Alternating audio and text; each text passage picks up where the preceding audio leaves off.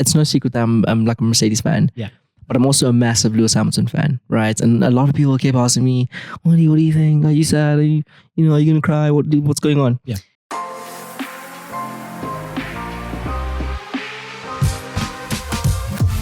Hello and welcome to another episode of the AutoTrader Podcast. My name is Wandi, the AutoTrader brand and PR manager. And the only bit that you didn't have to actually read off of that was your name.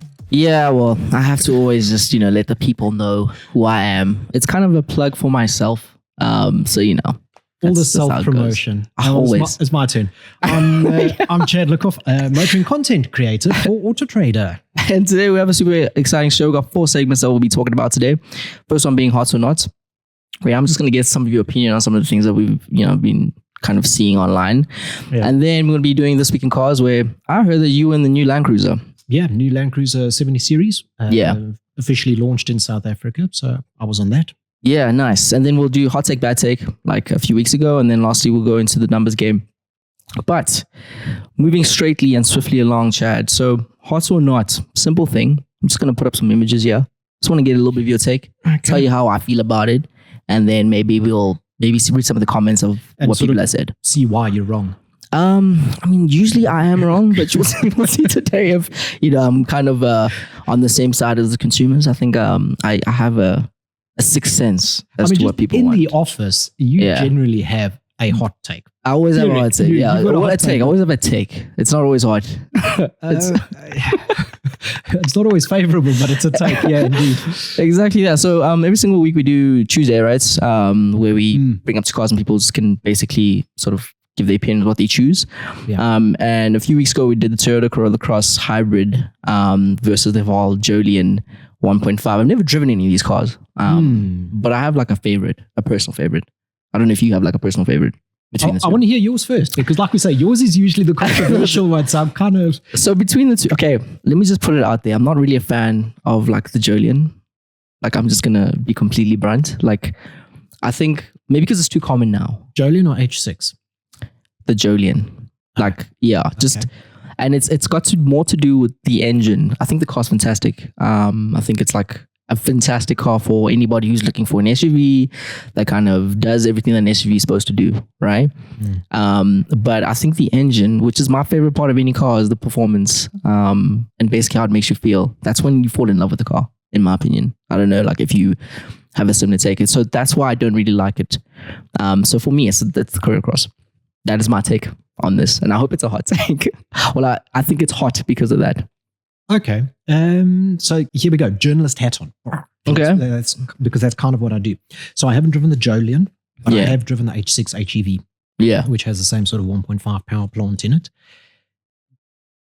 If we want to get a little bit geeky. On what? On specifically the Jolion. We're talking about the Jolion right now. No, just where I'm going with this. Okay.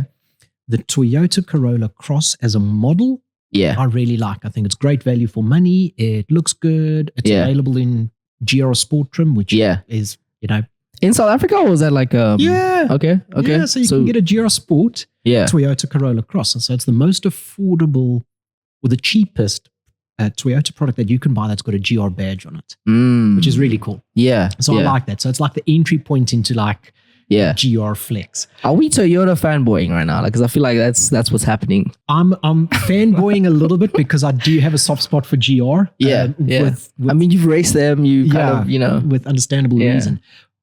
But the hybrid version of the Toyota Corolla Cross is the less desirable one. Okay. When you live at the reef. So the engine that they're using in the Toyota Corolla Cross uses a millicycle, which has a lower compression ratio than a regular Otto cycle. Okay. And this means that when the hybrid assistance isn't there, it's actually a little bit pop. And the regular 1.8 feels a lot more peppy. Do you think that's a problem that's across all hybrid vehicles? Because I mean, this Tuesday specifically was about hybrid vehicles, right? It's kind of entry level. The ones that are the halo cars in terms of hybrids in South Africa right now. I would like to put these are the ones that people are mostly buying. So do you think it's across the board at this level? I wouldn't call them Halo. I wouldn't call them Halo, but this is sort of entry point into hybrid ownership, greener mobility. 100%. Let's put it that way. And fuel efficiency and savings. It's on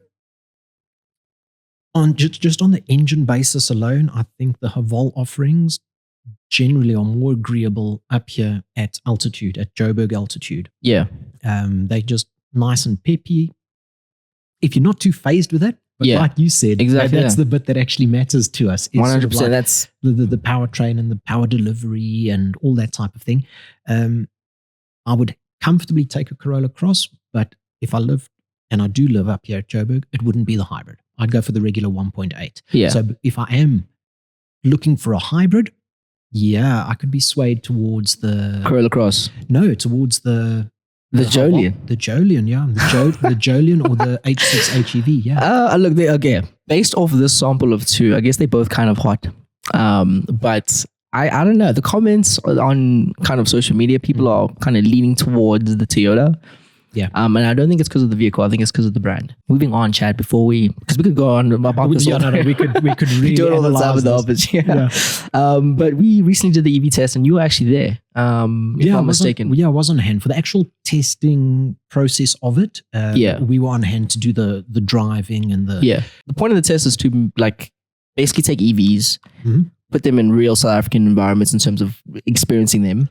And then seeing how they perform versus like WLTP. Because I mean, let's be honest, those WLTP numbers are not like realistic in terms of everyday usage in sort of... They're not far off about those silenced cell phones. Come on, Wandi. Is this your first time? I know. It's okay, I'll be gentle. Every single time. So WLTP has some sort of merit because they actually include about 30% regen figures. Yeah. Which accounts for how we would ordinarily use the car, vehicle in traffic situations. Yeah. South Africa is a little different, and the reason why we don't see those numbers is because of just our geographical challenges. And I've spoken about this before, where our major centers are quite a distance apart. Yep. So traveling Joburg to Pretoria is like, hey, come let's go. Good, yeah. Yeah. Somebody in Europe plans for 3 days to do that trip, of that distance. You're going to drive an hour away. Because within 40 minutes, they're in a different country. Makes sense. So there's a lot of density out in, predominantly European countries.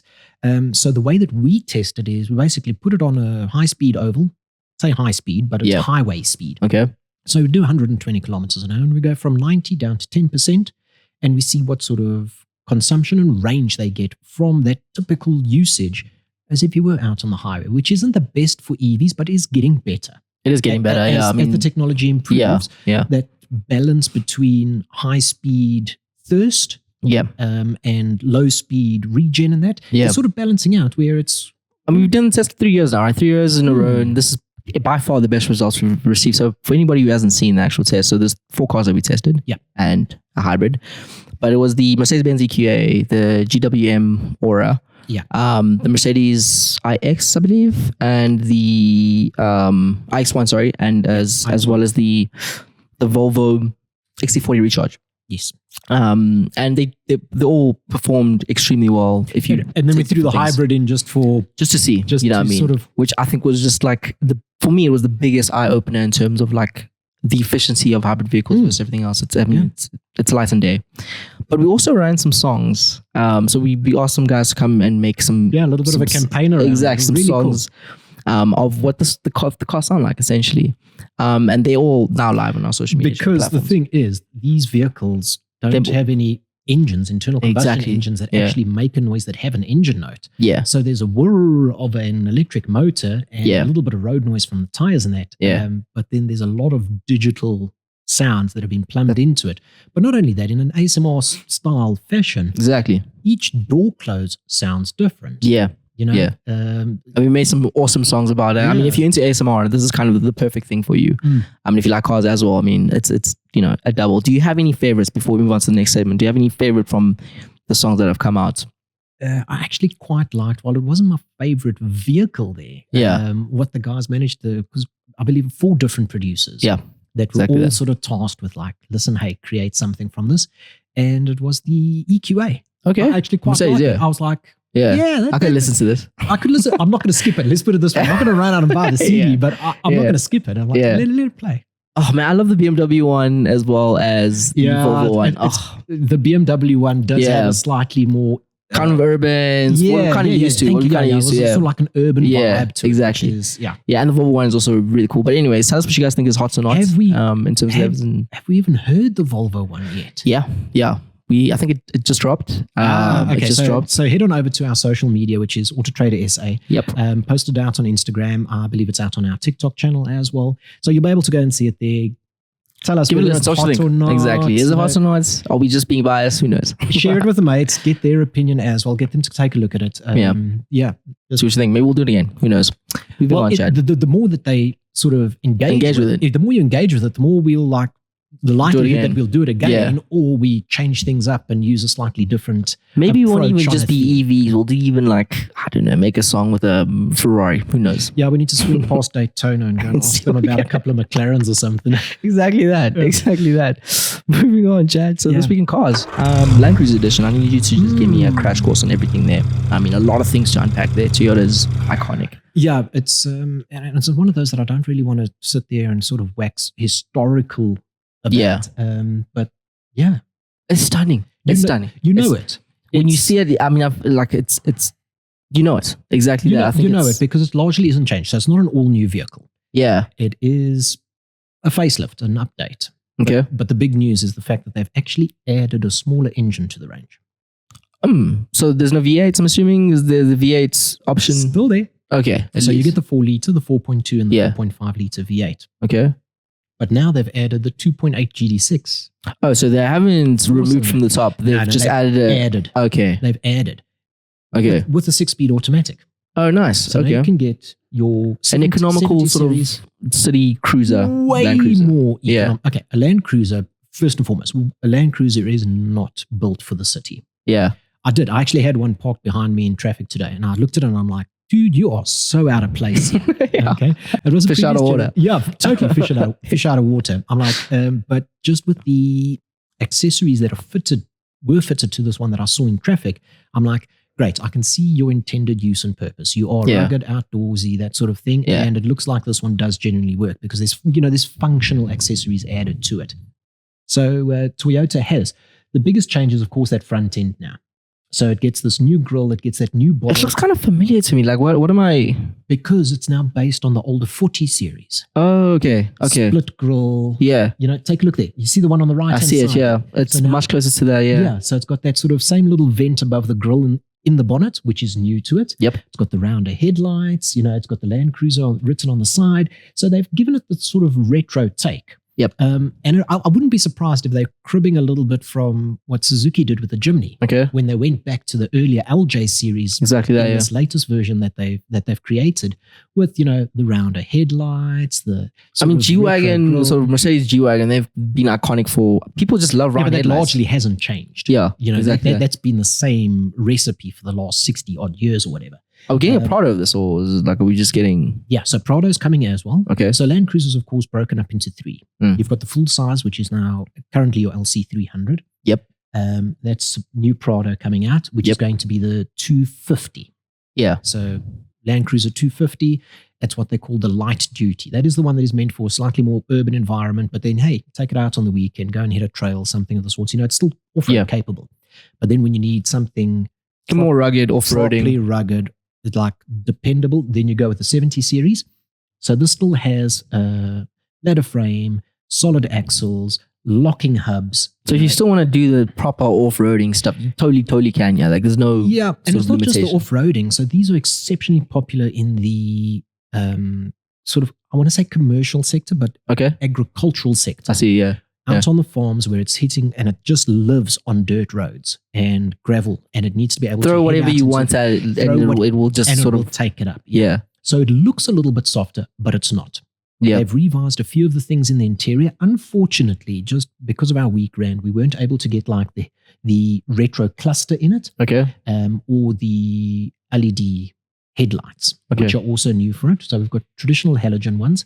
We also don't get steering wheel controls, but that's also based on our local market and the demands and how the vehicle's used locally. Exactly. That they've decided to admit. This for like for someone who really is like a farmer who's like they don't need all those creature comforts. But now the addition of that 2.8 saves it on the fuel consumption, which was one of the big issues with the 4.5 V8. Is it's just so thirsty. Yeah. You cannot pass a filling station without stopping there.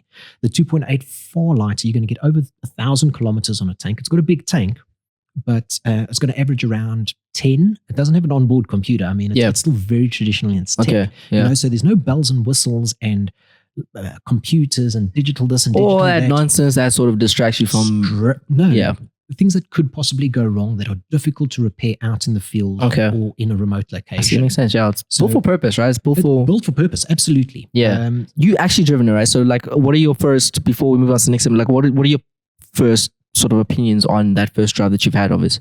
I really like it, and I think the addition of the 2.8, and this is now my hot take. Yeah. Because it's one of those that's very polarizing. You have those camps that are like, a 70 series must have a V8 in it. And then you have those that have just, a little more open-minded and sit there and say, thank goodness, a 2.8 or more economical diesel engine and an automatic gearbox is exactly what I need, because constantly rowing through the gears when I do get stuck in a little bit of traffic, I often run into the city or something of the sort, and then I wish I'd taken something else instead of the Land Cruiser. Yeah. But it drives really nice. It's not just... Toyota doesn't get it wrong ever. It seems like they just understand their consumers so well. And this 2.8 is tried and tested. So it is a hardier Hilux in a sense. It's more built for purpose Hilux that you know and love and that we know is dependable and reliable. It's a little more convenient and not sexist in any way. But it is the one that the wife who is looking for something a little more comfortable, or the Cruiser's a little too tough, is now going to feel a lot more comfortable. Or even somebody who's not like trying to be like the hardcore, rugged sort of, I just want something that gives me the look. I don't know about that, because it's not the type of vehicle that you just buy for the looks. Okay. You buy it because you need things like the solid axle. You need the low range. You need to be able to put cattle rails on it and load sheep or cows or something of the sorts, livestock on the back. You're really going to use it for this sort of thing. For that sort of purpose, Otherwise, you're just going to buy a Hilux because the prices are right there. I was about to say, it is a little cheaper than the V8. Yeah.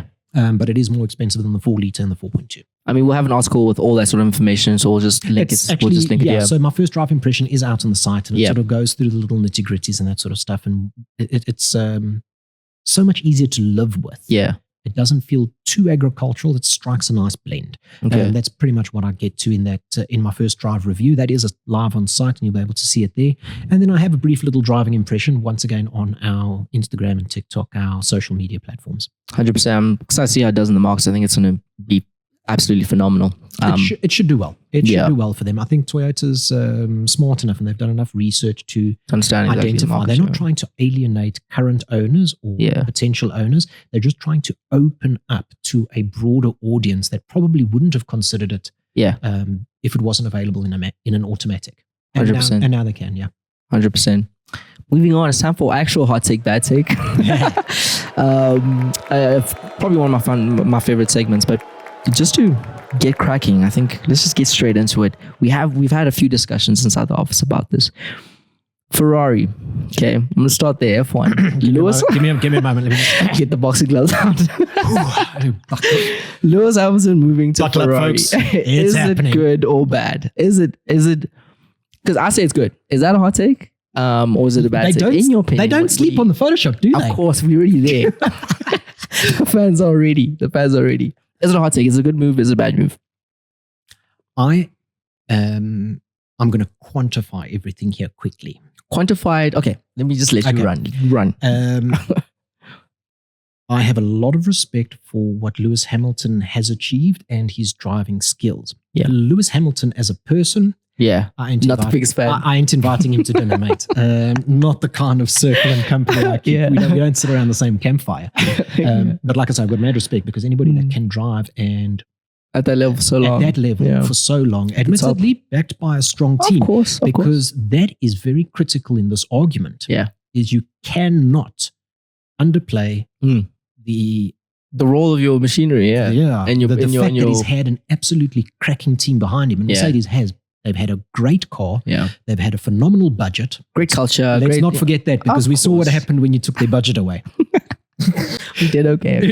You did okay. We did okay. Dude, it looked like SeaWorld out there. It was bad. The porpoising was biblical. Yeah, it was terrible. It was terrible. Thank you. Our money against stuff. I won't lie. Yeah, I won't lie. but it's a tale as old as time as well. We saw it in the 90s with Williams. As soon as you took away the tech and that sort of stuff, it happens. It happens in cycles. Yeah. I do not believe that Lewis has moved to Ferrari because he thinks he's got another title in him. Interesting. Very interesting. Okay. Let's put it this way. He's not moving to Ferrari. I don't believe he's not wanting to win championships. He's moving to Ferrari to win championships. No. He's not doing that. No. Okay. So I think 2024 is his last ditch effort. With this year. With what is it? W15 now? Yeah, W15. Yeah. Okay. This is the one that he needs to get a championship with so that he can have that outright record, and then he makes the move. Yeah. Okay. Yeah. So there's a little, in a way, he's almost giving Mercedes the ultimatum. This is your last chance to win a championship with me. Because after this, I'm out. And you know that I'm out because I've already put the writing on the wall. I've already signed it. Yeah, I've already signed.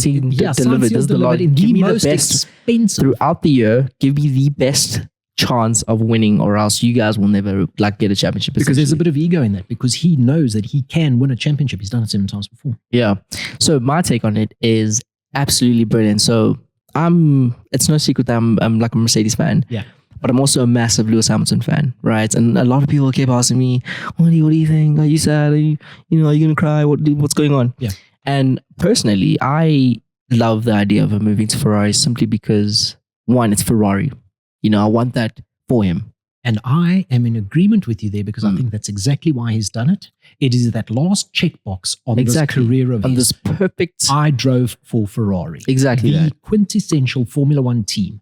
I think he's done so much already. I mean, let him enjoy it just before he kind of bows out. Everyone did it. Sebastian did it.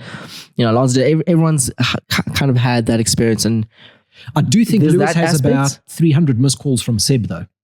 Yeah, probably. Saying, dude, what are you doing? What are you doing, dude? I've made this mistake.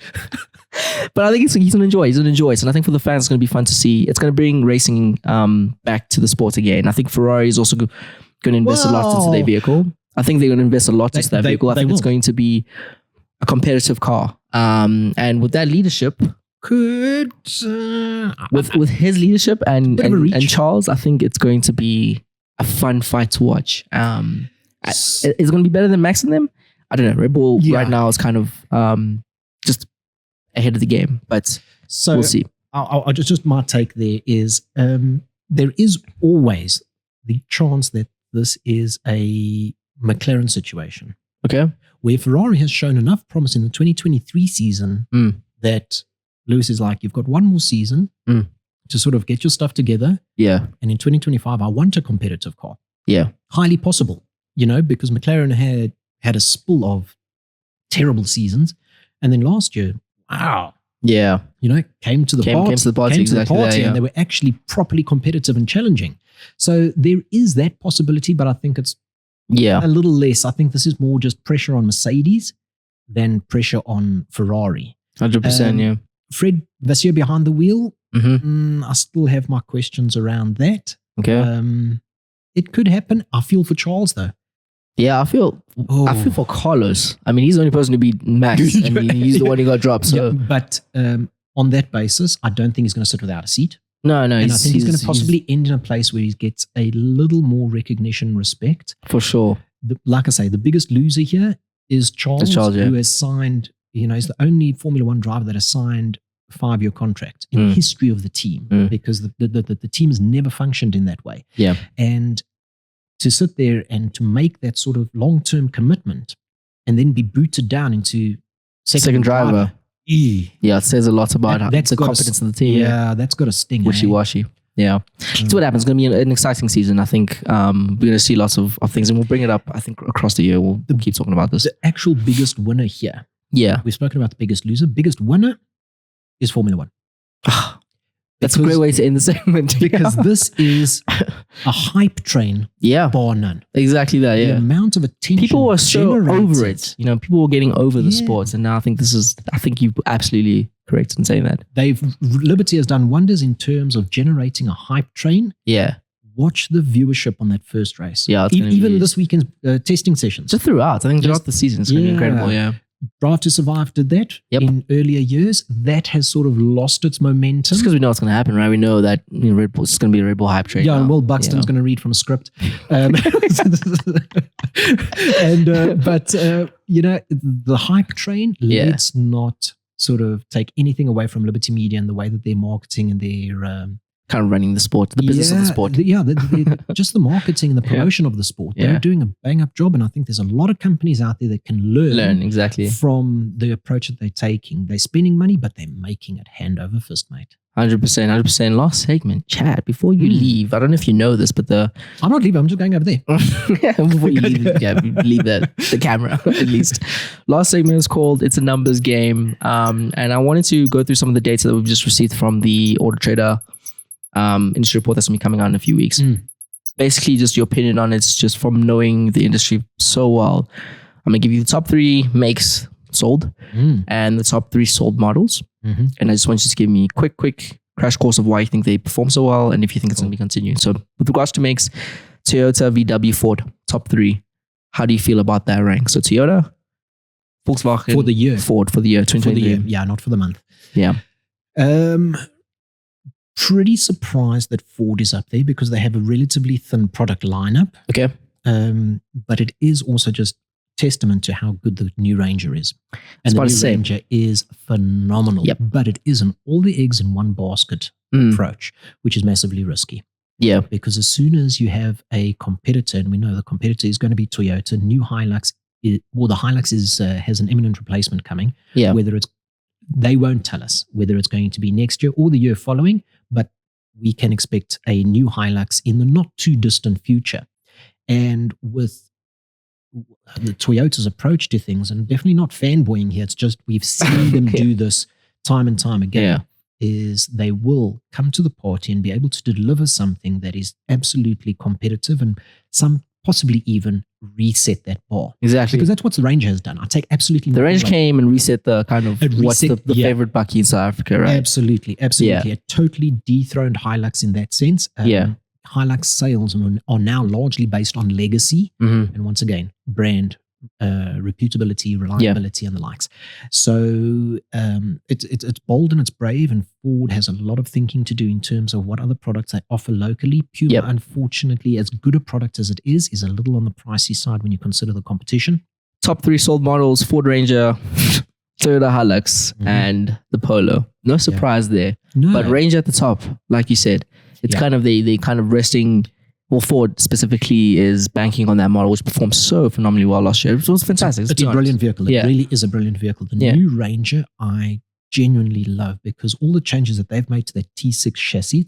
So it's the same chassis that they've been running for more than a decade. Yeah. It's just heavily revised and reworked, moved a few suspension mounting points and recalibrated this and that. Yeah.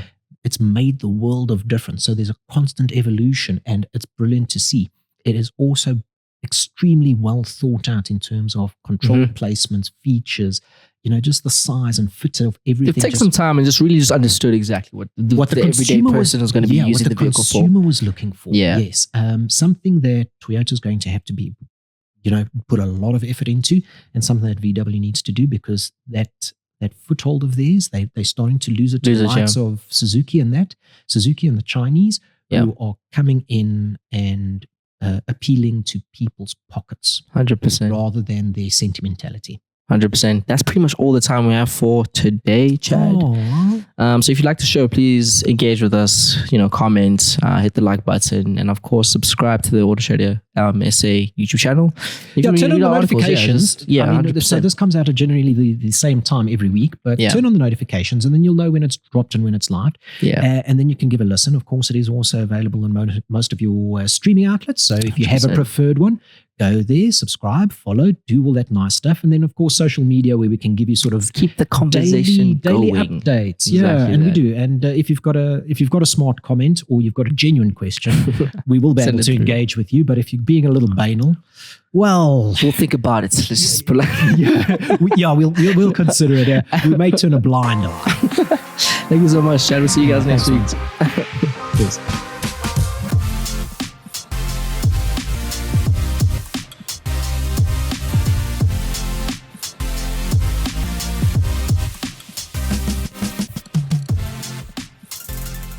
Search AutoTrader.